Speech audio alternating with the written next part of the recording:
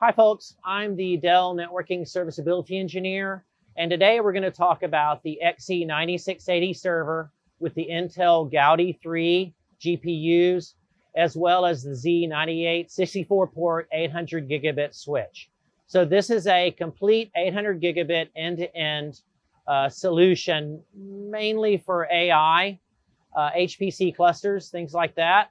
So what we really want to exemplify today is how to put in a transceiver into the extender box that is needed for the back of the XE9680 Intel Gaudi3 server. So first, when you get your Intel Gaudi3 XE9680 server, you're going to have these extender boxes. And these are needed to go through the fan module in the back and connect your transceiver to the 800 gigabit connections on the Gaudi3. So as you can see, it's got a picture on the front, how to take it apart. It's got a picture on the back, how to put in the transceiver, and it's got a QRL tag right here, so you can get some more information that way. So first, it's got a little button on the front. I'm going to pop the button off. And then as you can see, we've got a Velcro strip inside of here. This Velcro strip is going to give us mechanical advantage when we connect it to the transceiver and the MPO cable going into that transceiver. Let me set these two down.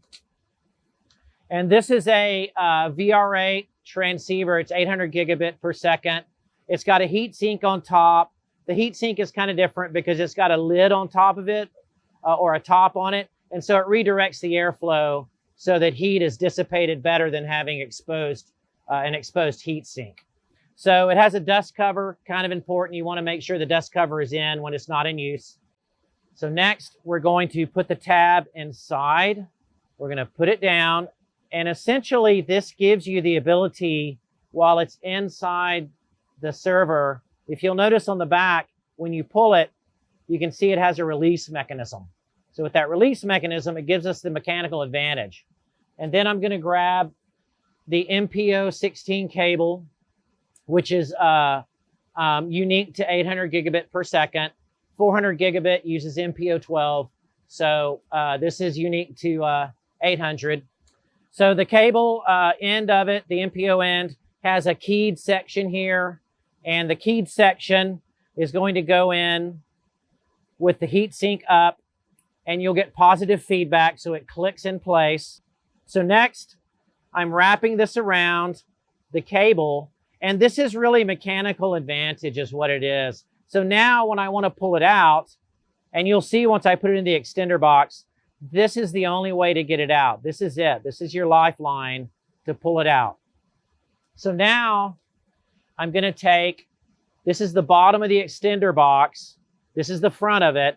And if you notice on all of these transceivers, there's a little lip right here. This has to match with the lip on the front of the extender box.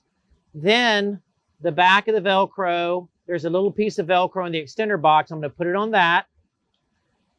And then I'm going to connect the top of the extender box like so, and it clicks in and you get positive feedback.